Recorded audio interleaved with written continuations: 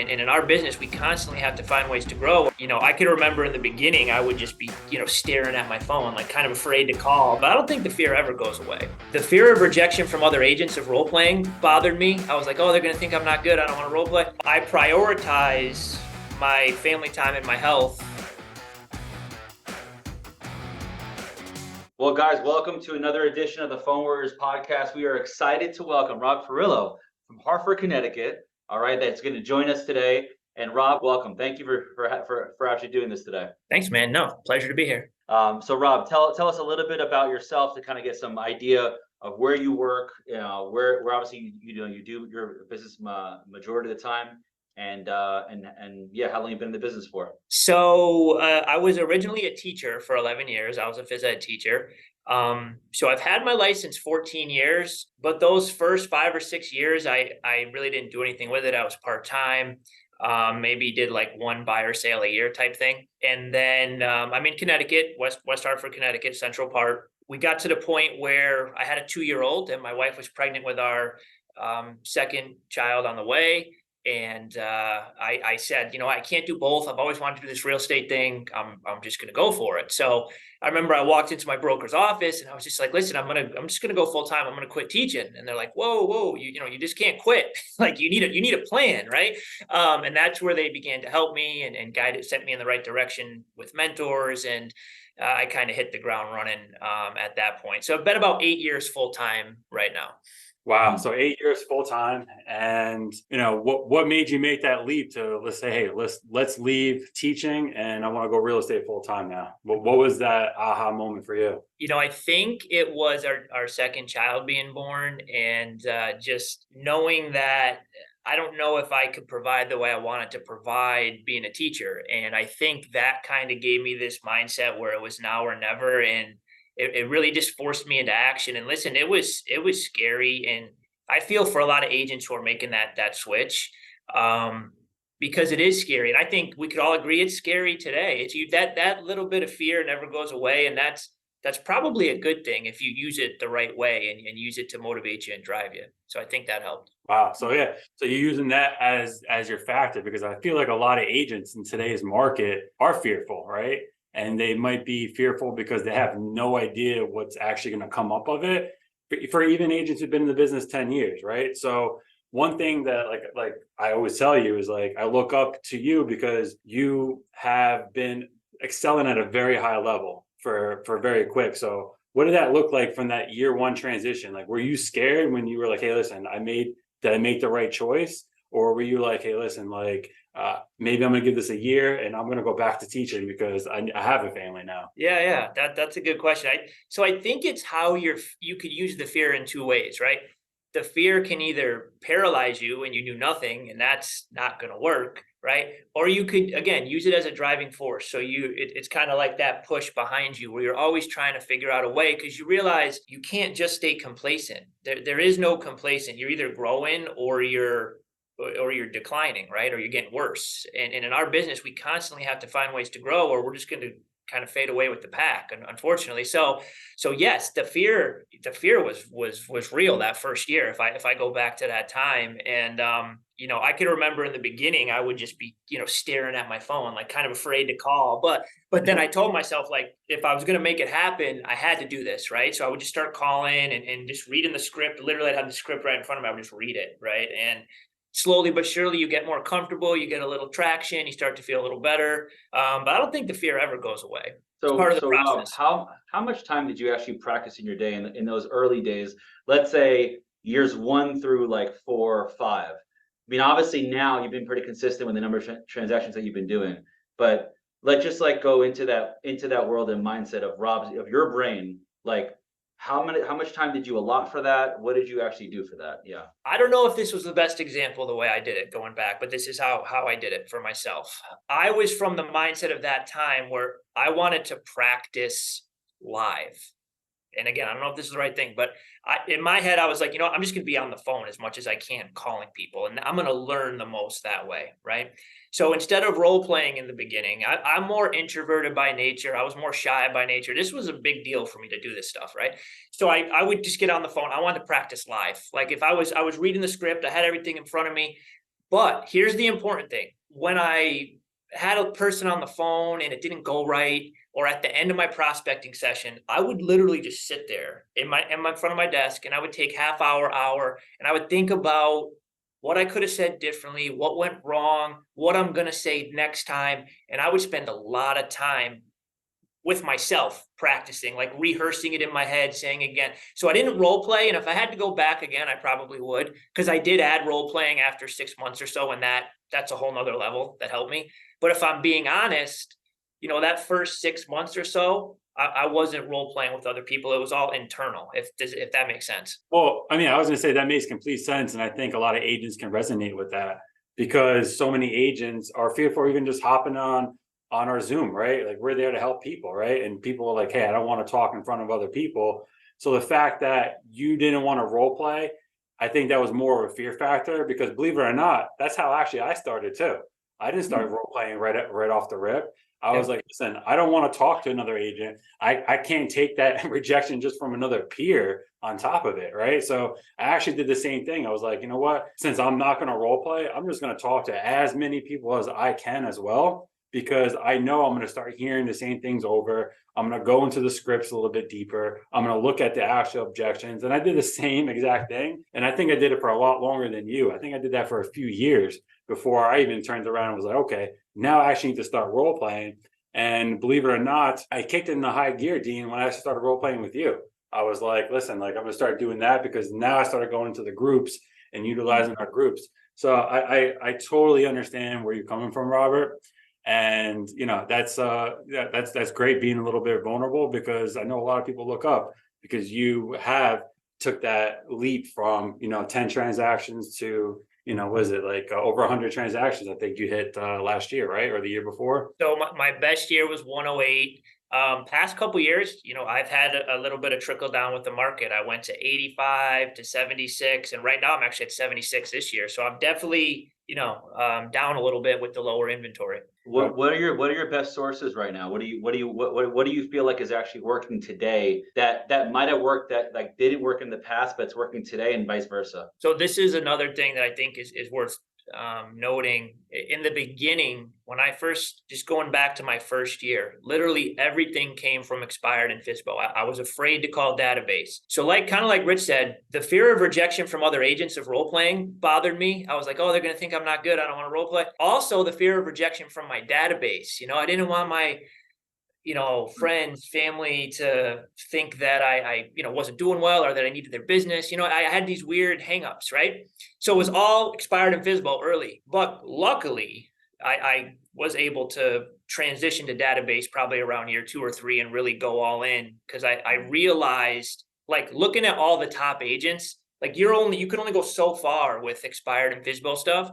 Looking at all the top agents, they're very customer service oriented. They're very database oriented. They always have that in their mind, how they can grow their database. So luckily, my database is probably about 40% of my business today. That's definitely the main source, because really, expired, FISBO, absentee, just sold, like it's really, there's nothing that's hot with that other stuff. It's like a variety of it, a little bit. The database in this market, I think, is key. And so any of the new agents on my team, we're spending so much time getting that right. Don't make the mistake I did.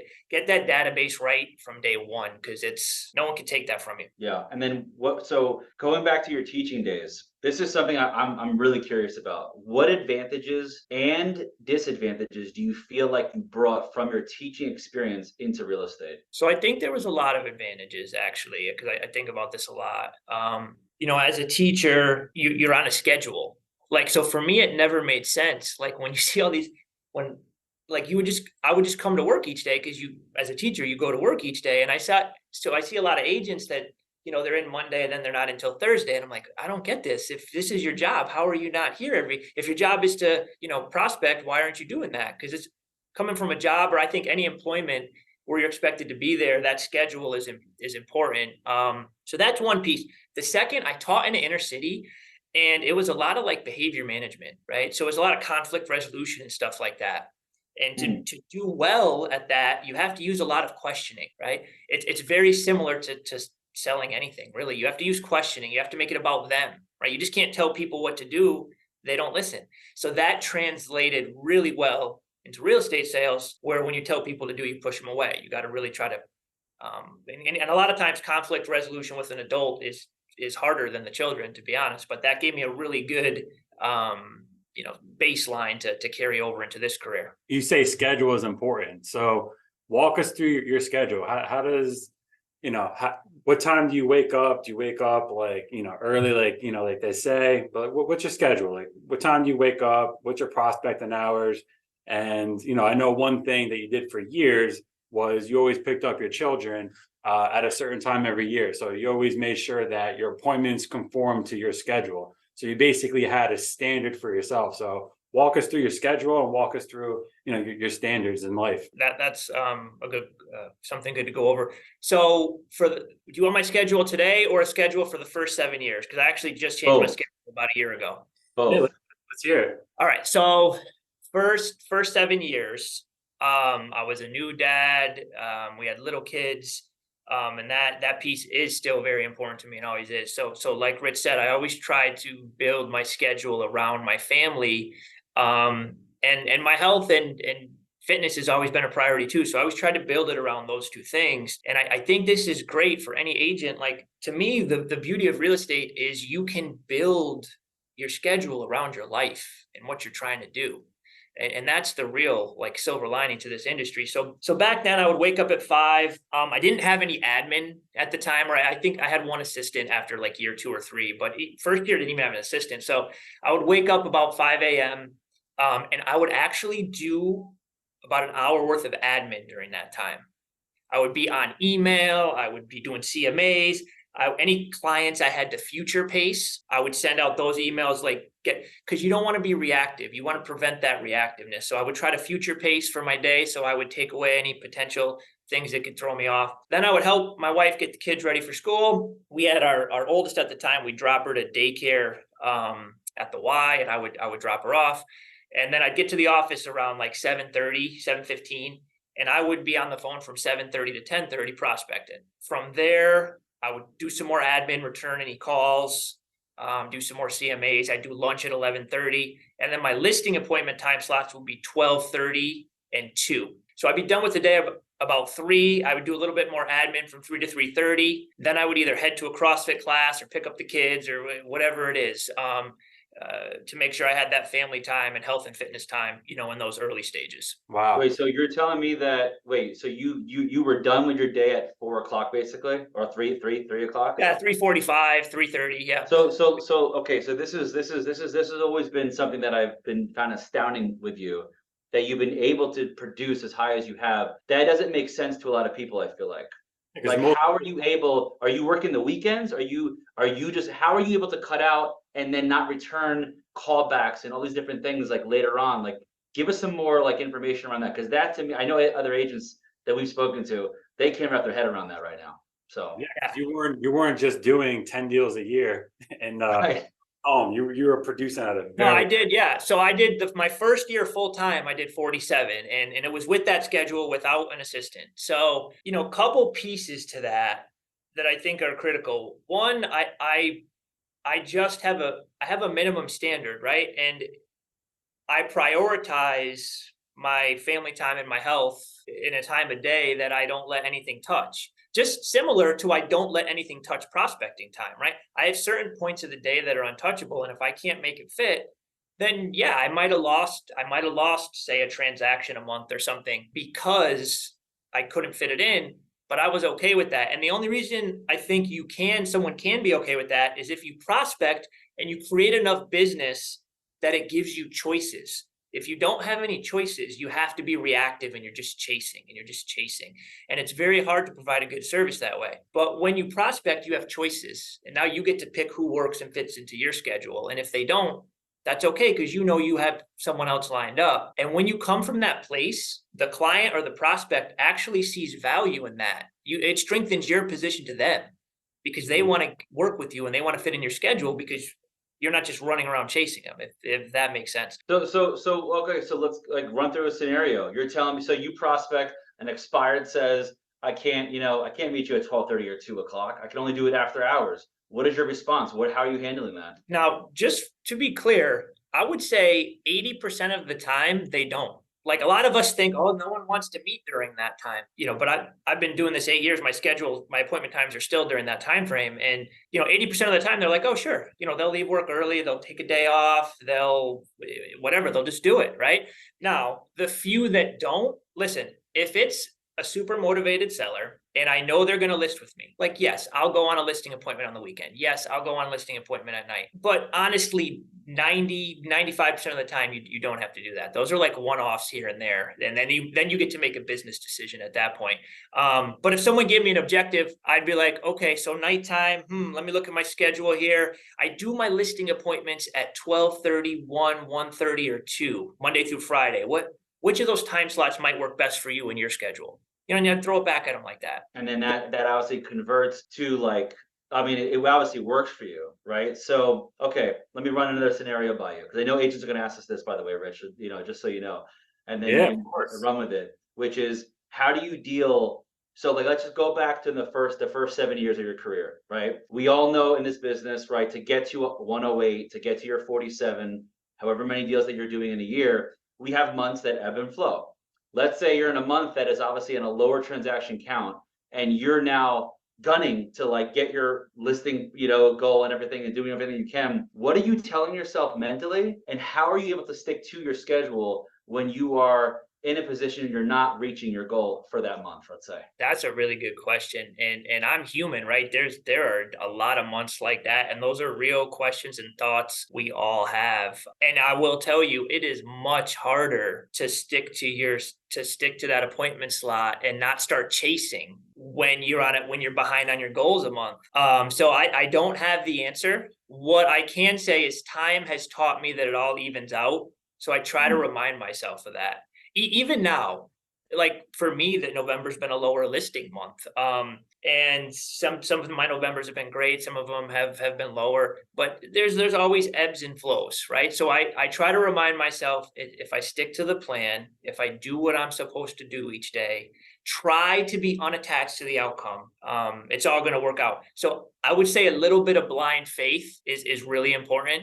But I don't think anyone has that all figured out. And if they tell you otherwise, I'm not sure I would believe them, because that's a tough part of the game for sure. But one thing I know about you is, you have a very strong mindset, right? I know you said blind faith, and I think we all have to have blind faith. But I know one thing, that you have a very, very strong mindset. Now, was that gifted to you? Was that taught to you, or was that, self like reflection, reading books? Like, how did you strengthen that mindset to be okay with the outcomes, to be okay with just real estate, life in general? And then how did you use that mindset to overcome any fear? Because I know we talked about fear in the beginning, but I just feel like for agents, it's the mindset is the number one thing that we have to control, because that's the only thing we can control to produce. So like, what like, walk us through like how you went about it for yourself, because I know you run your podcast about mindset. So I consider you an expert in this field then. I'm not an expert, but I do believe you're right. I think it doesn't matter how talented someone is, if their mindset is not right, or they're not working on it actively. I think it's much harder to stay in the game for a long time. So I 100% think it can be learned, because like I said, my year one, if we take that schedule, it's very different than today. Now, when I wake up, I'm meditating for 10 minutes. I'm journaling. I'm planning out, rewriting my goals and planning them out. I'm doing specific actions. I'm much more intentional with my exercise now. Even though I've always done it, I'd like to think I'm more intentional about it right now. So these are some simple things, my diet, right? These are some simple things we can put into place that can really keep our mindset strong. Going to school, I hated reading growing up, hated it. I wasn't a good student. Wasn't terrible, but just, definitely not an A student. I didn't like reading, and then somewhere something clicked, I do like learning, right? I like learning and growing. So seeing other great agents like you guys, learning from other great agents that have done it before me. And by the way, I didn't invent this schedule. I believed I could try to make that schedule work because I saw other great agents doing it, and they were kind enough to pay it forward and talk to me about it. So by doing that, it really inspired me and helped me believe. But the mindset, we always have something we can work on there. I'm always looking for ways to strengthen it even today. And it's just, I think if you try to do it all at once, you become overwhelmed like anything. But if you take one piece, and for us, I would almost argue taking just 5 minutes to meditate is probably one of the most powerful things we can do to add to help just slow things down for us. Adding that routine in each day.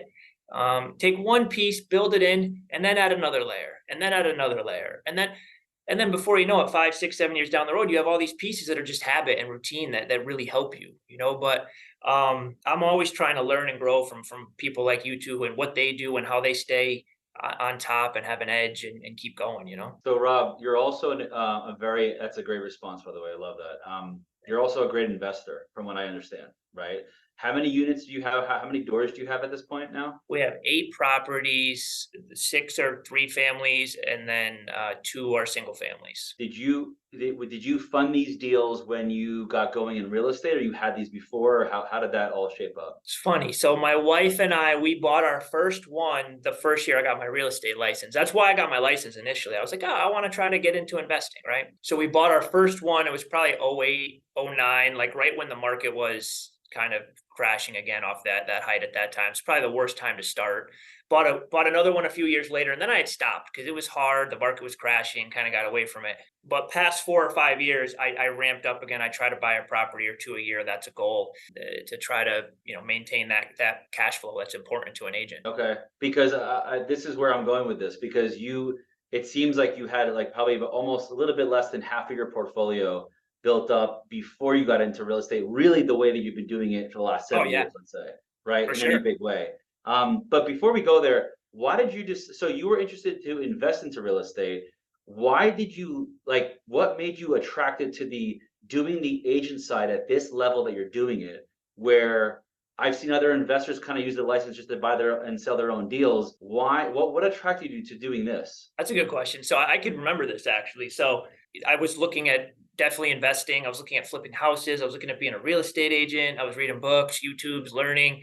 And I started to do the math, and I'm looking at the numbers and I'm like, okay, I could be a property flipper. And, yeah, you can make some big gains there, but you have to leverage X amount of dollars to make that gain. And then things can go wrong, and then you can lose that money you've leveraged and really put yourself in a hole. Or I could just learn how to sell real estate, leverage zero money, just learn the skill, right? And make literally a good solid commission. A lot of times is what these, and I know there's great investors out there that just crush it, and I get that. But for a lot of the average investors out there, the gains on these flips and deals aren't huge, and they're leveraging money. And in real estate, we can make a commission without leveraging anything but our skill set and learning, and that's free. It's just us putting in the time. So that's the way I looked at it. That's a fantastic way to look at it. I love that. I feel like a lot of people out there that are deciding. We have agents in our group and also in general that we've talked to at events. Oh, I'm an investor, whatever. And they're like, that's what I wanted to pull out of it, because I knew you would have a good answer to that. So the real question I'm getting to is that you have half of your portfolio built up before. You have the other half of the other 8 properties that you built pretty much when you were in real estate full time. Okay. How does that help your mindset? If it does, in other words, having cash flow from these properties coming in, because relatively speaking, it seems like you bought them pretty nicely. So how do you, does that help you in any way when you're going throughout your day to stick to your schedule more, to have the freedom to allow yourself to be that strict and that structured, or is it completely separate to what you're doing day to day? Yeah, good question. So I try to keep it completely separate, honestly. I do it for a long-term play, right? Like I at some day I want to have the option to be able to retire from real estate. And to me, investing in property is a great way to do that over time. But I have a property manager who manages it. I try to, we touch base monthly, and I hold them accountable. At the same time, I don't want it to take away from my sales business and growing my team. I want that to be my focus right now. And I think it can be distracting if you're trying to do it all on your own. I got a lot of good buddies up here who, they're trying to flip houses. They're trying to run their own property. They're trying to list. They're trying to build a brokerage. And it's really hard to gain any traction anywhere. Like in the beginning, if I could think back, like I was literally focused on finding one listing a week that year one. I was like, if I could find one listing a week, everything I had to do, like keep that focus narrow. And that's when it's the most powerful. So you're telling me that delegation is key here, and be a professional at the highest level for whatever we choose. So if it's an investor, be a professional there. It's a real estate agent, which we're all here, be a professional real estate agent, and delegate, give the task off to somebody who knows that side of the business, so you can go and focus and make the money, so you can continue doing what you want to do. So absolutely, delegation is definitely key to being a high producer. And I totally agree with everything you said. Yeah, I mean, listen, this was fantastic, Robert. I don't know, I don't have any more questions. Dean, do you have any more questions about anything? I have one big question for you, Rob. Ready for this one? What is your relationship with money? What do you mean? Tell me more. I So need to like, let's think about, right? You got investments, you make a great living, especially being in Connecticut where you are, with doing what you're doing day to day, and just with your kids. Let's say, how has money affected your decisions in life and also in business? And do you feel like there's are you more of a spender, are you more of a saver? Do you like to invest more? Like, what is it that money's a tool, is what we know what it is, right? But money drives us in different ways, and I'm curious to see how it drives you. So for me, it's about freedom, right? And I think I said this in the beginning, where I think the greatest thing about, real estate is it can be a tool when done correctly to create a lifestyle. And when I say lifestyle, I don't mean stuff, right? If you want stuff, that's fine. But for me, it's more about, because of the income, because of the business and the service I provide, it allows me a good income that I can then use to create a lifestyle that I want, right? I can choose how I want to set up my day. I can choose what I want to do with my kids, what I want to provide for my kids and my family, the things I want to do with my family, the memories I want to create, the services I want to donate to. So it's more about how I'm living my life than the stuff. And I'm analytical by nature, so I can overthink things. And in my early years, I think my instinct is to be tight with money and financials, but I also really work hard to loosen that grip, because I think whenever we come from an abundance mindset, it's more powerful in all aspects of our life and our business, and what we're able to give to people, and the energy we're providing each day when we're on appointments. So I really do try to loosen and let the money move, and it is called currency, right? It's called currency for a reason. It's supposed to move. And but at the same time, I'd like to think I'm have a long-term plan and responsible with it. But I'm learning every day, man. I try to read books on all facets of life, and money's one of them. And I'm always looking to grow and get better with it. Love that. I love that. And if you can go back at this point now, Rob, like knowing where you are today, and I know you have, so much more to produce going forward. But if you can go back to yourself and talk to yourself, have a time machine, picture yourself in a time machine, go back to your 21-year-old self or 22-year-old self. What are you telling that kid, knowing what you know now? That's funny. So it's funny, when I first started producing well in real estate, I was like, man, I wish I was never a teacher. I wish I started this when I was 21 years old. I would be wherever, right? But now the way I look at it is I'm very grateful for the whole path. So I would tell my 21, 22-year-old self, trust the process. It's all going to be fine. Enjoy the ride. The dots will connect later. And I believe that now, like stuff that doesn't make sense to me now, I think later the dots will connect, because I believe if I wasn't a teacher and I didn't go through all that, I might be a totally different real estate agent. Maybe it would have never worked, right? I don't know. But I think we all have like this past and history that we can pull from, and there's pros and cons to it. And if we use it in the right way, I think it's powerful. So that's so good. And the last question I have, it's for really today, is what can you tell? Like, it's like one piece of advice you can tell agents today, like in 2023 going to 2024, with all the market shifting and everything like that. What are you telling your team, or what would you tell someone today if they ask you for advice? I would tell them a lot. So the first thing I would say is you have to make your 3 hours of prospecting each day untouchable. Like if you can't do that, I don't think this is the right. I mean, there's a lot of magic pills out there, but I don't think it's very hard for you to make in this business without that mindset. Find 3 hours you can make untouchable and truly make it untouchable. The second thing I would say is schedule. pick a start time and an end time each day and do that every day. That is powerful because that's what's going to create the habit. And if you can't create the habit, it's going to be really hard for you to make it. And the third thing I would say is don't watch the news or the media. Use social media to share value. Don't use it to consume, because there's so much negativity out there. The lawsuits, the interest rates, blah, blah, blah, right? And that could really mess with your mindset. So I would say stay away from that altogether, unless you're going to put some type of positive production out there, to stay away from it. That's such a great takeaway from a great, from a great podcast. I would say you're correct on every single facet you said. I couldn't disagree. Dean? That's a wrap. That's the mic drop moment for today. So Rob, well, go ahead. If you got to say more, go ahead. One more thing, Rob, for your referrals, how do they get in touch with you? Where to find you? If anybody ever has any questions, about anything, how could they ask it? Yeah. So Instagram's probably the best. If you send me a message there, I'll respond. You could also email me at cthomesbyrobert@gmail.com. But Connecticut's a small state. We cover the whole thing. I'm right in central Connecticut, so it's basically an hour in either direction to the border. So we have a big radius here. So if you have questions, I'm always happy to help. I appreciate it. Thank you. Fantastic. Thanks, guys.